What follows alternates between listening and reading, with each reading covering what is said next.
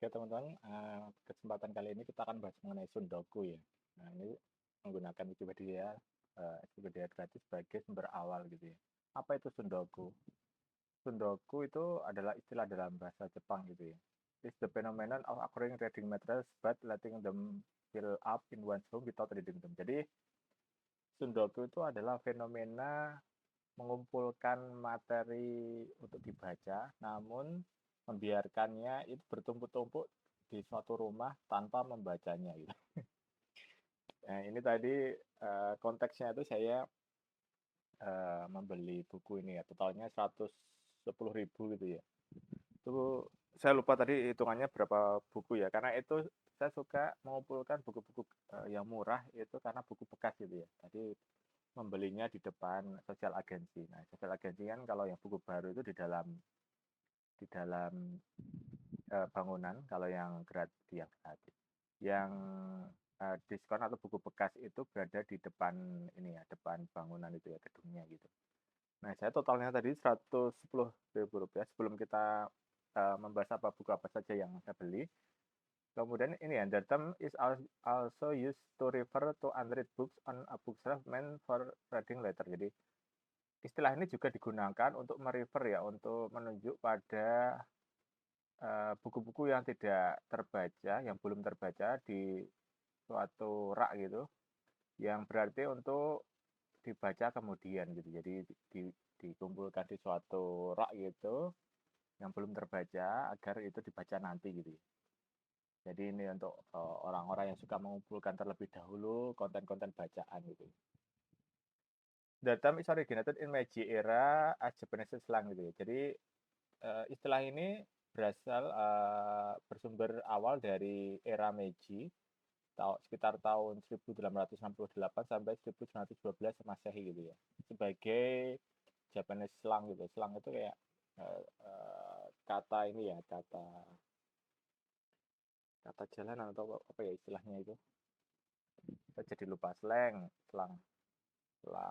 arti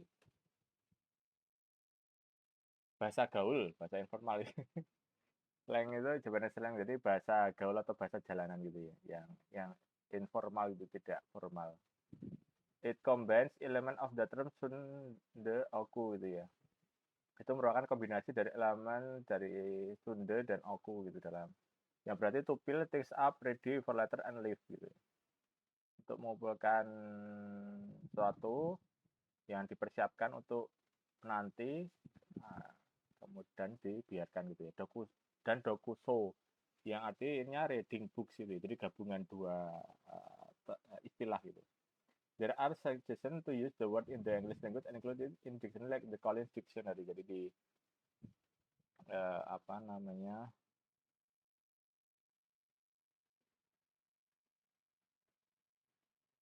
di Sundoku, di open culture ini ya, Sundoku the Japanese word for the new books that will up on ourselves should enter the English language. Jadi Collins Dictionary itu apa disarankan untuk memasukkan ini ya, kata ini sebagaimana yang ada di kamus Collins. There are suggestion atau ada saran untuk menggunakan kata ini dalam bahasa Inggris yang termasuk dalam kamus seperti Collins Dictionary. Kemudian The American Author and Bibliophile, penulis Amerika ya, dan juga Bibliophile Edward Nation commented on a similar state in 1921 gitu ya. A quote on bibliomania. In his 2007 book The Black Swan, dalam buku tahun terbitan 2007 The Black Swan, Nassim Nicholas Taleb coined the term anti-library, which has been compared with Sundoku. Nah, dibandingkan dengan istilah Sundoku gitu. Itu mungkin jadi itu istilah kita belajar istilah baru ya, Sundoku, ngumpulin buku dibaca nanti gitu. Nah, saya tadi itu membeli buku ini ya. Buku yang pertama itu adalah ini harganya jadi 5.000 ini karena buku sebenarnya masih sebenarnya bisa dibilang ini baru ya. Masih bersampul, ini paling cuma sobek di sini. Itu judulnya Aceh Baru, Tantangan Perdamaian dan Reintegrasi. Ini Editornya M. Hamdan Bashar. Ini dari P2P LIPI ya. Ini juga diterbitkan Pustaka Pelajar gitu. Nah, ini harganya 5.000. Ini isinya kita bisa lihat di bagian apa? Di bagian bentar kok enggak daftar isi nih ya. Ada babnya ada 5 bab. Yang pertama, konflik dan penyelesaian Aceh dari masa ke masa. Ini ditulis oleh sejarawan Asfi Warman Adam itu ya. Kemudian juga ada implementasi reintegrasi pasca mau Helsinki ya, Moh Nur Hasim itu ya. Memory of Memory of Understanding ya, MOU gitu. MOU itu singkatan dari jadi ini ya, lupa. MOU, Memorandum of Understanding ya, memorandum. Ya itu adalah dokumen penting untuk mengatur kesepakatan awal itu ya dari ya yang dulu yang Helsinki itu ya. Kemudian bab 3 ada peran stakeholders dalam reintegrasi RCT Yuhro, kemudian faktor-faktor yang mempengaruhi reintegrasi di Aceh ya. Wawan Ikhwanuddin ditulis oleh Ikhwanuddin. Jadi ini buku keroyokan gitu ya oleh 5 penulis, kemudian editornya adalah penulis bab kelima yaitu prospek reintegrasi Aceh suatu catatan penutup. Jadi kita bisa belajar di sini ya, ngumpulin buku ini ya, Aceh Baru tentang perdamaian dan integrasi ini. Jadi bisa kita belajar di bawah konflik-konflik itu terjadi karena apa gitu. Dari masa ke masa bagaimana cara solusi untuk menyelesaikannya dan kita agar tidak mengulangi kesalahan serupa dalam penyelesaian masalah yang seperti itu. Kemudian tadi juga ini juga masih sebenarnya ini ya harganya 10.000. Ini masih tersegel juga 3D Studio Max ini ya, software ini ya untuk editing gitu ya, special effect efek visual dan menggunakan berbagai macam teknik dan tool yang tersedia pada 3ds Max gitu. Apakah masih ada CD-ROM-nya? Kita lihat ya. Ini sebenarnya belum terbuka, harusnya ada ya.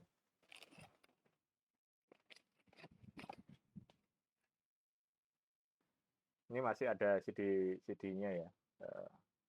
Jadi muter-muter di toko buku yang ada itu, buku bekas itu sangat menyenangkan ya. Dan bukunya bagus ini.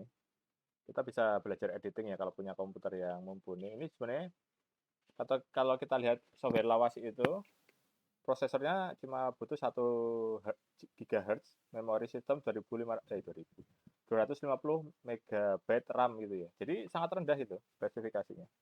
VGA 64 MB, kemudian ruang kosong 600 MB jadi room drive itu. Ini minimumnya. Kemudian untuk rekomendasi ya prosesor 2.0 GHz ya, 2 GHz. Memori sistem 512 MB RAM, memori kartu grafis atau VGA-nya 128 MB, ruang kosong pada hard disk sebesar 2 GB, CD-ROM drive gitu. Ini kalau untuk komputer atau laptop yang seperti yang saya untuk merekam ini sudah lebih dari cukup ya. Dan kita bisa belajar soal editing itu ya dengan menggunakan buku bekas ini. Kita bisa tinggal nyari apa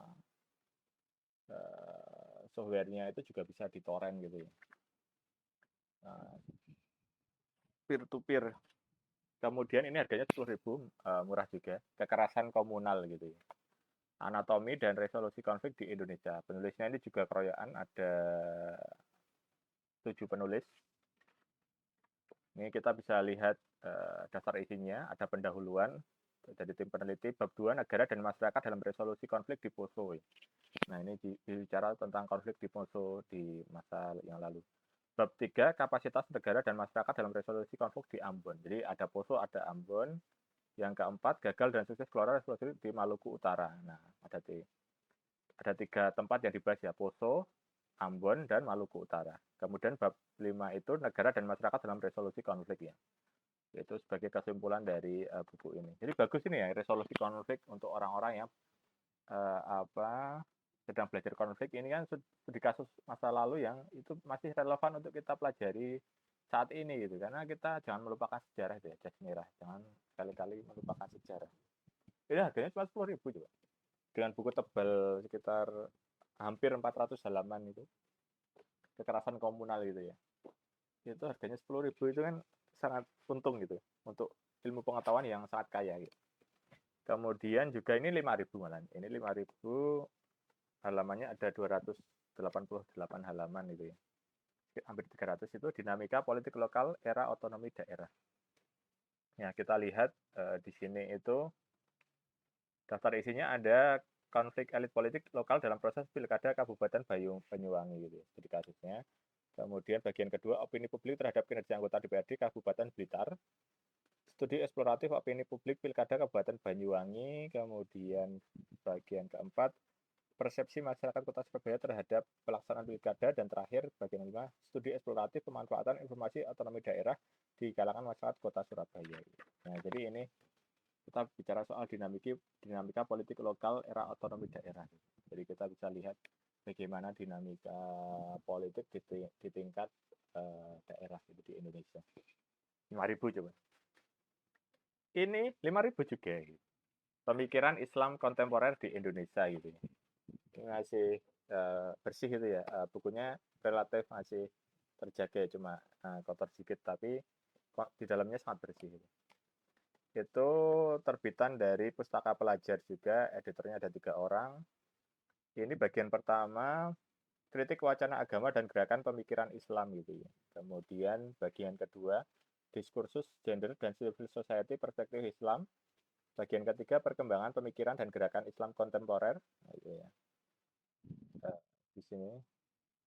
Kemudian bagian keempat, mencari format studi Islam di Indonesia. Jadi ini buku seperti ini cuma 5.000 rupiah itu. Tadi 5.000 atau 10.000. Sangat sangat ini ya, membuka pemikiran kita soal keislaman kontemporer di Indonesia. Jadi keindonesiaan dan keislaman. Ini 5.000 rupiah gitu. Konflik antar elit politik lokal dalam pemilihan kepala daerah gitu ya. Ini juga buku keroyokan, Pustaka Pelajar. Ini hasil dari Lembaga Ilmu Pengetahuan Indonesia atau LIPI, Institute of Science, Pusat Penelitian Politik, Center for Political Studies. Ini juga masih tersegel tadi ya, harganya cuma 5.000. Padahal jumlah halamannya itu berapa? 300 lebih gitu. Dan kita bisa lihat di sini kita bisa belajar apa ya? Konflik antar elit politik lokal dalam pemilihan kepala daerah, catatan pendahuluan. Kemudian bagian kedua, kiai dan konflik kepentingan politik dalam pemilihan Bupati Sampang ini ya. Ini kok kiai dan politik gitu. Kan masih relevan saat ini ya, kiai yang terbesar ya tentu saja dari Nahdlatul Ulama atau NU gitu. Kita bisa lihat nanti basis historisnya seperti apa kalau di dalam buku ini. Kemudian di sini ada konflik dalam perebutan jabatan wali kota Surabaya, pokoknya duduk Narto. Duduk Narto ya, pokoknya bukan Narto gitu. Konflik dan bagian keempat, konflik dalam pemilihan gubernur, wakil gubernur Maluku Utara era reformasi, tarik menarik intervensi Jakarta versus resistensi politik lokal itu. Ini bicara soal politik daerah dan politik pusat gitu. Kemudian bagian kelima, konflik kepentingan di balik proses pemilihan gubernur Kalimantan Tengah 2000. Kemudian yang terakhir, institusionalisasi politik yang rendah dalam pemilihan kepala daerah, catatan penutup. Ini buku LIPI 5.000. Masih ada lagi, ini 10.000 rupiah itu. Ini terbitan Gramedia. Ini soal hutang ya, cerdas berhitung sebelum berhutang gitu. Jadi ini manajemen keuangan syariah gitu ya. Jadi penulisnya. Di depannya itu intronya menggunakan kutipan dari hadis riwayat Nasai ya. Senada dengan hadis riwayat Muslim nomor sekian. Barang siapa yang menghidupkan satu sunnah dari sunnahku, kemudian sunnah itu dilakukan orang lain, maka dia memperoleh pahala seperti pahala orang-orang yang mengamalkannya tanpa mengurangi pahala mereka sedikit pun. Jadi basis kutipan sebagai untuk menuliskan buku ini ya, penulis itu. Di sini juga kita bisa lihat mencicil belum tentu utang ya. Pendahuluan, kemudian bab 1 cek anggaran 3 sepertiga dulu baru mencicil-cicil. Kemudian ada worksheet, nanti juga belajar soal keuangan gitu ya. Ada worksheetnya, lembar kerjanya. Jadi ini 10.000 buku tebel seperti ini yang hampir 400 halaman ya, 300 lebih, 360 sekian harganya 10.000 rupiah. Kemudian ini ya, krisis energi. Ini jurnal tahun 2006 ya, Mei November. Ini harganya 10.000 coba. Dengan ilmu yang bagus seperti ini ya. Krisis energi kan masih relevan saat ini ya. Kita kan tema-tema energi terbarukan dan lain sebagainya itu kan masih sangat relevan. Jurnal Politik Internasional Global. Bringing the state back in energy and national security in contemporary international relation ya. Mengembalikan kembali negara ya, energi dan keamanan nasional dalam hubungan internasional kontemporer. Keren ini bahasa Inggris semua ini. Oh, ada yang bahasa Indonesia juga. Jadi gabungan tulisan bahasa Inggris dan bahasa Indonesia ya, jurnal. Transisi sistem energi global, kebijakan keamanan energi, kemudian ada the regional security challenge in the 21st century ya. 21st century. Maritime dispute as implication of energy crisis ya. Jadi keamanan regional, tantangan keamanan regional di abad 21 dispute itu konflik ya, konflik maritim sebagaimana implikasi dari krisis energi. Kemudian ada Jepang dan isu keamanan energi dari krisis minyak dunia hingga politik perubahan iklim. Terakhir pemerintahan Hamas dan prospek perdamaian. Coba kayak gini 10.000 itu kan ilmu semua ya. Masih ada lagi, ini ada harganya setebal ini, hampir berapa ini? Oh, lebih dari 500 halaman. Oh, malah 600, lebih dari 600 halaman. Islamic Risk Management for Islamic Bank.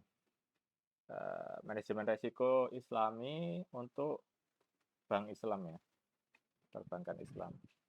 Di sini ada banyak hal yang dibahas, tebal seperti ini ilmunya. Selain pandang mengenai manajemen resiko, pengertian bank dan evolusi bank Islam, pengertian risiko dan manajemen risiko, etimologi risiko dan portofolio, konsep manajemen risiko, proses manajemen risiko spesifik, falsafah bankir Islami untuk menilai risiko, manajemen risiko Islami, praktik manajemen risiko pada bank, dan seterusnya. Begini loh cuma 10.000 itu ya diobral. Karena nggak ada yang beli ya, ini cuci gudang gitu kan. Masih ada berapa lagi? Kemudian ada pembiayaan pemerintahan daerah itu, praktek-praktek internasional dan relevansinya bagi dunia ketiga. Kasihan ya kita disebut dunia ketiga. Bagian 1 pemerintah regional, struktur dan pendanaan. Bagian 2 sumber-sumber pendapatan regional. Kemudian bagian 3 hubungan pusat keuangan regional. Jadi ini kita bisa paham pembiayaan daerah itu seperti apa biar kita bisa mengkritik pemimpin-pemimpin daerah yang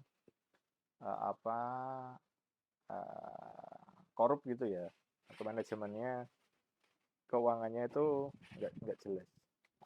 Ini kemudian 10.000 juga, ini tentang filsafat sains bagian pertama, ilmu pengetahuan secara umum. Coba buku penting seperti ini cuma di harga 10.000 kan, karena buku bekas ya, dan mungkin sudah tidak ada yang, kalau yang mahal pun tidak ada yang beli. Ini bab 1 berbagai pengertian tentang istilah sains, pengetahuan. Bab 2 sains sebagai suatu sistem. Bab 3 abstraksi dalam sains. Keempat keniscayaan dalam sains. Bab 5 objek sains. Bab 6 fondasi sains. Bab 7 metode saintifik. Bab 8 induksi tidak sempurna atau induksi saintifik. Bab 9 hipotesa dan teori. Bab 10 demonstrasi dalam sains. 10.000 loh. Filsafat ilmu 10.000. Mantap. Kemudian yang terakhir ini, masih ada 2. Ekonomi skala kecil dan menengah dan koperasi. Nah, ini belajar sesuatu 15.000. Ini tipis malah 15.000. Mungkin karena kontennya sangat padat gitu ya. Pendahuluan usaha kecil menengah di Indonesia, UKM, pembinaan dan pengembangan UKM, perintisan dan pengembangan organisasi koperasi, organisasi dan manajemen koperasi, permodalan koperasi, organisasi koperasi dalam sistem pasar, organisasi koperasi dalam struktur pasar, koperasi dalam pembangunan sosial dan ekonomi. Ilmu seperti itu 15.000 rupiah. Dan yang terakhir adalah Books and Reading EYD Max ya. Ini majalah tahun 2013 bulan Agustus ya. Ini karena ini soal buku dan pembacaan, itu saya sangat suka itu ya. Ada uh, ini Gubernur DKI Jakarta ini Jokowi masih jadi gubernur. Perpecahan kampung dari Jokowi. Ada Lesmira ini tentang buku-buku Floating Bookshelf, bikin rak buku sendiri. Kemudian 19 tahun 1 tahun untuk buku penerbit percetakan Kanisius ini ya, yang ada di dekat kampus UGM itu mungkin.